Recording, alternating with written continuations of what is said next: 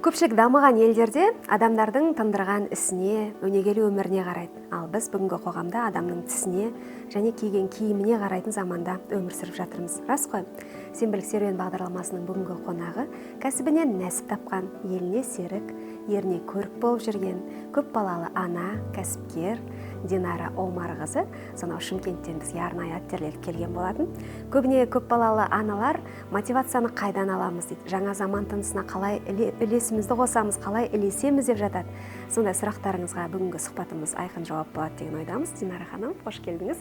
Саламатсыз ба, Марал ханым? Көңіл күйіңіз қалай? Керемет көңіл күйім. Сонда Шымкенттен өзіңіз көлік тізгіндеп келіпсіз. Иә, қазір ешкіммен ауысып көлік жүргізбепсіз. Бір өзіңіз қиын болмады ма? Жоқ, мен өзім қазір постоянно өзім көлік айдап жүрем. Даже Астанаға да өзім кете берем. Бүгін сондай Шымкентіміздің күн шуағын алып келдік сіздерге. Тамаша, арасында да Алматыда бүгін күн ерекше жылынып кетті. Қонақтардың пейілінен деген осы болса керек.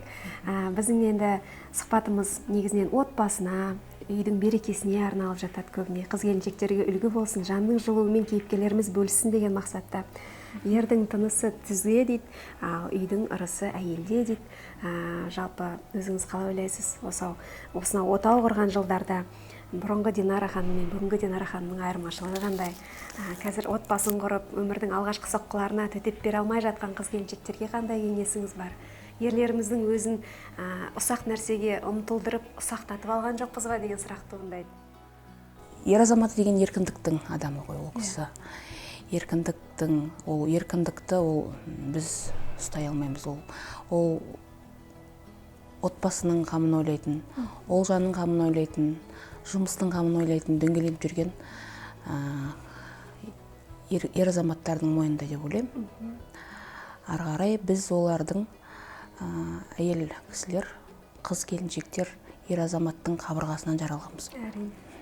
Соны ары қарай дөңгелетіп, отбасының қалай біздің шырқын бұзып жерде мәселенің бәрі мысалыға бір күн ұрыс болса 40 күн береке кетеді дейді ғой.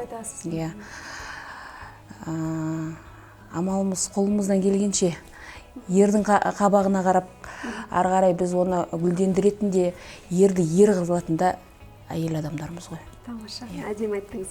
Анау бір хадистегі әдемі әңгіме еске оралып отыр. Бас болсын деп басынан жаратылған жоқ, тапталсын деп табанынан жаратылған жоқ, қорғалсын деп жүрек тұсынан жаратылды дейді. Өйткені әйел азаматтарды тек қана махаббатпен, мейіріммен еркелету керек, солай ғой? Мейіріммен, иә. Біз еркелетсек, біз оны дальше ары қарай көтермелейтін де біз ғой. Көп нәрсе бір-біріне байланысты. Байланысты, иә. Ол ермен әйелге байланысты бізге қарап өзіміздің ұрпақтарымыз да сол тәрбиемен кетеді ғой. Оның қазір ұсақталып бара жатқанында кейінгі мынау ұрпақтар өзімізге дәлірек айтқанда өзім балдарым екі ұлымның әкесіне қарап бой түзесін деген, іріленсін деген, ұсақталмасын деген ойдамын. Өзімнің 4 қызым болса, 4 қызымның сондай бір сыпайылығы, қыздық нәзіктігі өзімнен алсын деген. Керемет. Үлгінің үлкені өздеріңіз балаларға, расында да. Баланы тәрбиелеудің қажет жоқ, бәрібір өзіңе ұқсайды деген қағида бар ғой. Қағида ол бөтен емес, өзімізге нені көреді, соған қарап бой түзейді ол. Тамаша. Ал енді ер мен әйелді екі әлем дейді, екеуі теңескен күні дүниенің шырқы бұзылады дейді. Қазір енді ерлер сияқты табан тіреп, саясатқа да, билікке де, басшылыққа да ұмтылып жатырмыз. Сөйткенде өзіміздің нәзіктігіміз өзімізден тысқары қалып, ұятымыз ұялып дегенде. Сондай бір қарама-қайшы тұстардың болып жатқан рас, осыған алып қосарыңыз бар ма? Ол жерде қазір көп еркектер шын айтқан кезде, действительно бағана сіз айттыңыз ғой, Марал ханым, ұсақталып барады деген. Әйелдер көбінесе отбасын тербетіп жатқан әйелдер өте көп. Өзімде көріп жатырмын, өзіміздің ортамызда да көріп жатырмыз. Сол себептен енді ол жерде бірге бірігіп анығырақ айтқан кезде әйелдер біз сезімбіз, еркек ол ақыл ғой. Шын былай айтқан кезде.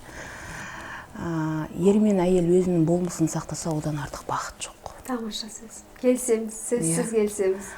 Ол болмысты өзіміз отбасымызбен, бала шағамызбен, сол бір шаңырақта ұйыған айрандай болсақ, одан бақыт ол соның өзі бір бақыт қой. Әрине. Түсініспеушілік деген жоқ дейсіз ғой. Махаббат пен ақыл бар да, мейірім бар да. Енді бәрібір ер азамат ол ер азамат ғой. Қаншалықты жынданып, енді жұмыс жағынан да келген кезде қабағына қарап қойып, оны онымен салғыласып ары қарай ұрсатын болсаң, ол үйдің де берекесі кетеді. Сол себепте үндемей қоюға тырысам өзімді. Сондай бір ақылмен, ол бір еркелесе жеңеді, ашуланса жеңіледі. Иә, соны ашуланып, оны ары қарай оны шуылдатудың қажеті жоқ деп ойлаймын. Сол себептен еркеленіп жарайды деп қоя саламын. Тамаша, әдемі. Сабырлы болмыс ол. Сабырлық, жақсылыққа жеткізеді ол бәрібір де. Енді жаңа бағдарламаның басында айтып қалдық, көп балалы ана деп. Сонда қанша бала деп ойлап қалған шығарсыздар. 6 құрсақ көтерген ана бүгінде келін сүйіп отыр. Келінге де үлгі болып отырсыз қыздардан бөлек. Жалпы келінге келін болған заман деп айтып жатады қазір. Сіз ол пікірмен қаншалықты келісесіз? Балаңды аясаң аяма дейді. Енді бұл жерде балаңды аясаң аяма деген сөздің өзінде де балаң ол ұру, соғу емес бұл жерде. Балаңды аясаң аяма деген. Балаңның өзінің де пікірмен пікірлесу, өзінің ойынмен ойды бөлісу. Қазіргі заманның талабына сай, қазір балдармен де ақылдасатын жағдай болып тұр ғой. Сол себептен олардың да ойымен ақылдасу керек. Оны ұрып соғып, сен ананы істемедің ғой, сен дұрыс жолда жүрмедің ғой деген емес. Қазір заманның өзі сондай болып тұр. Сынды да сыбырлап айту керек дейсіз ғой. Иә, сынды да сыбырлап айту керек. Оның бала кейде кекшіл болып қалады ғой. Кішкентайында көп қысым көрсе, өскенде мейірімі, қамқорлығы аз болады деп жатады. Ал кейде керісінше жаңағы таяқ жемеген бала өзіңе таяқ жегізеді деп жатады үлкендер. Иә, ондай жағдайда болып қалады кейде. Иә. Кейде болады, енді ол бәріміз кішкентай кезімізде таяқты жеп те өстік қой. Әрине, көзім шыққан жоқ, басым жарылған жоқ. Иә, баяғыда ол таяқ жесең пісесің, дұрыс бол деп айтамын дейтін. Ол қазір заман талабы ондай емес деп ойлаймын. Қазір мынау барлық интернеттің дамыған заманы болып тұр. Ләжі барынша баланы ақылмен тәрбиелеу керек деп ойлаймын. Ал келінді қалай тәрбиелеп жатсыз? Барлықтардың айтатын сұрағы осы. Өзіңіз де келін болсыз. Енді мен де үлкен семьяға келін болып түстім. 7 келін болдық. Аллаға шүкір. Құдай көп сыйласын. 3 ағамыз, 3 қайнымыз ортаңа келін болып, ауылда өмір сүрдік, сиыр саудық, көп пістік. Иә. Өзім енді бір үйдің ерке қызы болғандықтан, ондай бізде сиыр сау, көп өпсу деген нәрсе жоқ болды. Тандырға нан жау. Соның бәрін Алла өзі семья болып кету үшін барлығына төселді кесін. Сиырды да саудық, көбіні де жаман болған жоқпыз. Содан көбісі қазір айтады, енді сен келін түсірдің ғой. Сол кез келініңді қалай тәрбиелеп жатсың дегенде, ол тәрбие, ол өзінің үйіндегі тәрбиесімен ары қарай бала мысалға әке-шешесі қалай тәрбиеленсе, оны қазір сіз қаншалықты тәрбиеп мына жолға түзе, мынандай қыл десеңіз де, ол үйіндегі қандай тәрбиені көреді, соны көрсетеді. Ол сіз келіндік тәрбиенің өзінде баланы келіннің өзінің сана сезіміне берсін деді ғой баяғыда. Саналы болсын деп баяғыда апаларымыз айтса түсінбейтін тұғымыз. Сол саналы ол келініміз қазір үш нәрсеге жоқ деп не қылмайды. Қолынан келгенше ептеп жатыр, енді жас қой 18-де. Не бар 18? Не бар 18-де. Өзіңіз қанша жаста келін болып түстедіңіз? Мен өзім сол 18-ден 19-ға. Мен өзім де сондай кезде жас болып түстім. Енді ол кезде біз үшін мен бұл кезде біз үлкен болдық па, қазіргі бір еркелік сондай болып тұр ғой. Қазіргі заман еркелік деу болып тұр. Еркеліктен бұрын өздерінің еркелеп қаятын жерлері де бар, ақыл айтатын жерлері де бар ғой. Иә.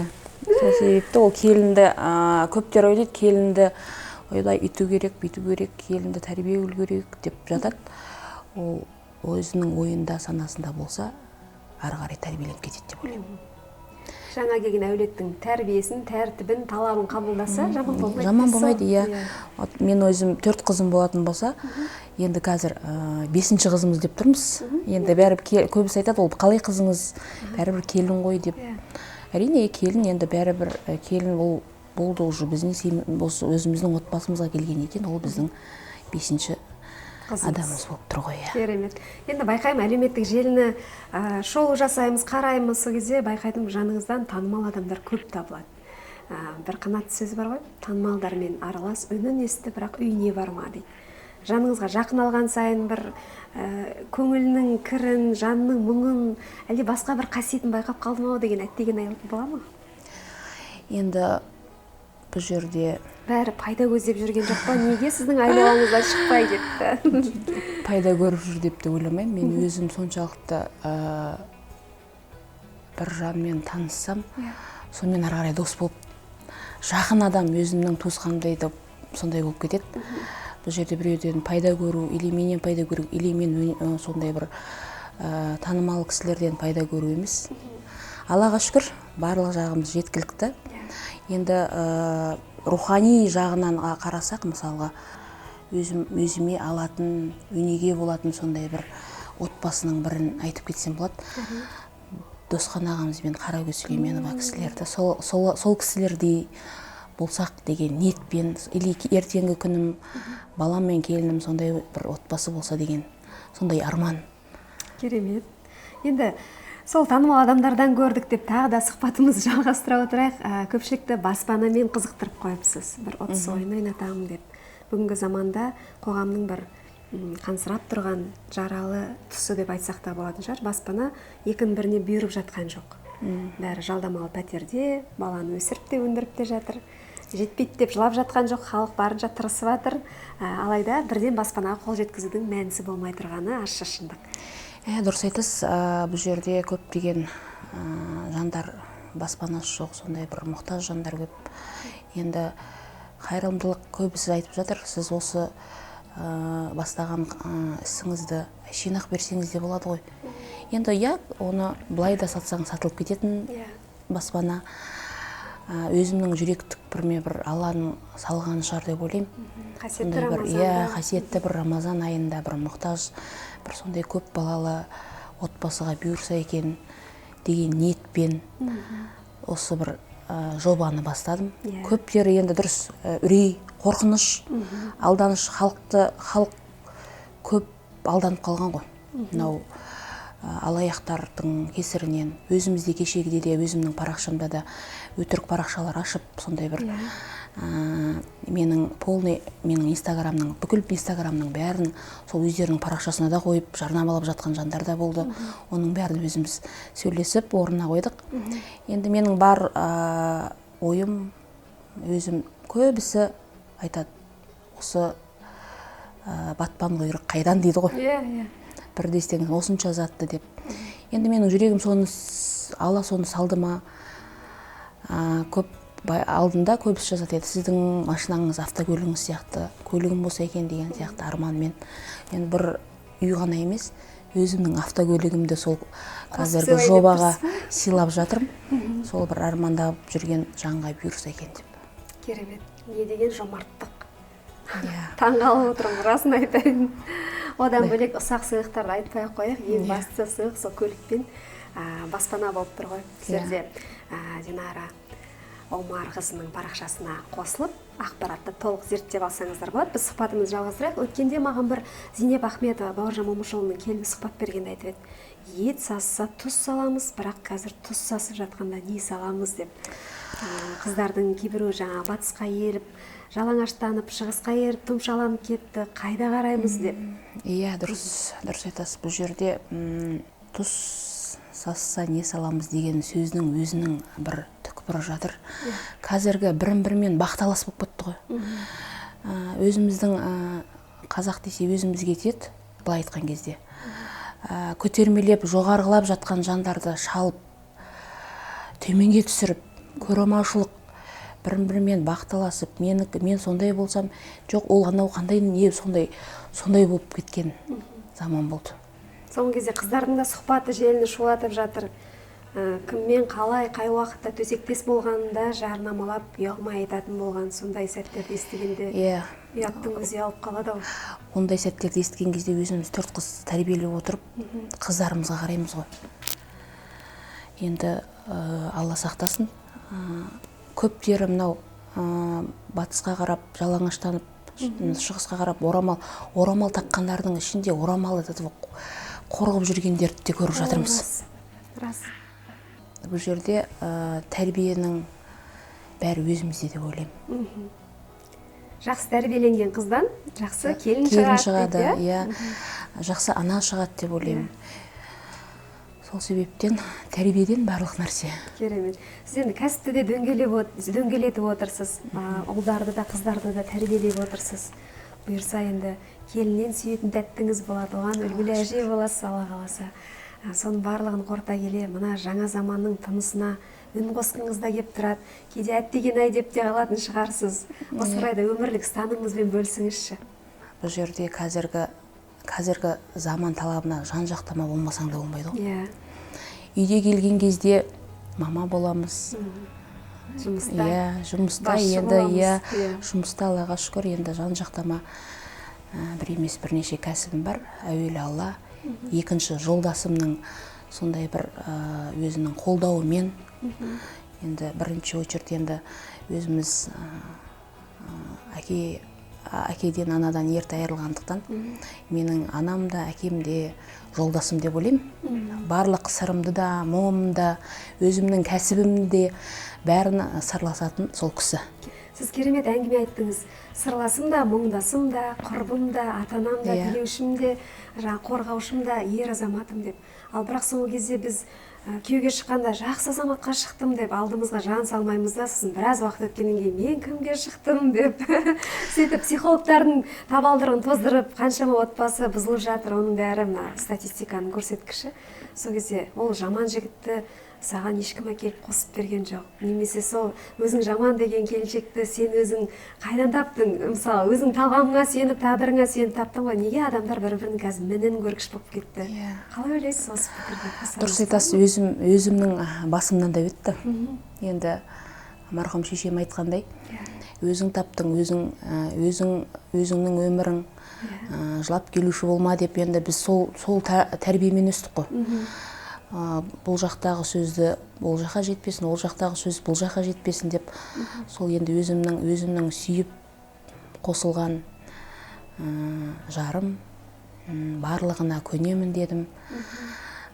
Сол барлығына көніп осы дәрежеге жеттім деп ойлаймын. Бізде де жоқшылықпен өстік, бірдестен батпан құйрық болған жоқ. Бізде квартира жалдап тұрған жайымыз бар, пәтер жалдап тұрған жайымыз бар. Өзіміз осы дәрежеге өзіміз жеттік деп ойлаймыз. Еңбектің арқасы. Әуелі Алла, екінші еңбектің арқасы, еңбекқорлығымыздың арқасы шығар. Ары қарай балаларымыз да сол біздердің жалдамалы пәтерде тұрған өмірді сүрмесін деген сондай бір ұмтылыс. Керемет. Адам өзін қамшылаған сайын бір жақсылыққа жетеді дейсіз ғой? Қамшылаған. Енді қазір заман, мен де мысалға бір бөлмелі пәтерде тұрған кезде де, екі бөлмелі пәтерде тұрған кезде бір бөлмелі пәтерің болса деген арманымызға жетіп, қазір пәтер емес, сондай бір пәтердер салатын сондай күндер болып жатыр ғой қазір бізде. Өзіміздің жеке кәсібімізде көп қабатты үйлер салып жатырмыз, Аллаға шүкір. Шымкент қаласында. Бір өзімізге ғана емес, бүкіл қазақты баспанамен қамтып жатқан жайымыз бар, Аллаға шүкір. Тамаша, кәсіптеріңіз берекелі болсын дейміз. Кейде біздер жаңағы балық берме, қармақ бер деген қағиданы өзімізге еске салып отыруды әдетке айналдырдық. Өйткені балық берсең бір ас болады дағы, кейін тағы да алақан жайушылар көбейеді. Дұрыс айтасыз. Сол жағына келгенде сұраушылардың көңілін қалай қалдырмай жөн көрсетуге болады, қалай ойлайсыз? Сіздерден енді сұраушылар да көп шығар. Өте көп. Қазір Инстаграмда да не деген дайректте келеді ғой сұрақтар. Бізге берсеңізші, оларға бір бересің, екі бересің, ары қарай ептемеген адам ептемейді. Ептеген адам ептеп кетер, ептемегеннің нешеуін көріп жатырмыз. Ол оданша ары қарай өзінің ұмтылысы болмаса, ол қанша бергенмен де ұмтылмайды. Қалауын тапса қар жанады дейді, ерінбеген елікпен су ішеді дейді. Сол себепте ол жерде біз қаншалықты бергенмен, берген адам жұмысын жасап, ары қарай тіршілігін жасап жатқандар да көп. Сол бергенді ептей алмай, тағы да берсе екен деп үміттеніп отырғандар да көп. Ал керек болса. Жоқшылық көріп өскен адам жарқын болашақты армандайтыны белгілі. Ал армандар ешқашан үнсіз қалмайды. Тек қана арманыңызды біреуден оңай сұрап алатын оңай олжамен байланыстырып қойып жүрмеңіз. Біздің де айтпағымыз осы. Бүгінгі әдемі рухани сұхбат болды деген ойдамыз. Әйел кісілерге әсіресе бір ақылмен үн қаттыңыз деп ойлаймын.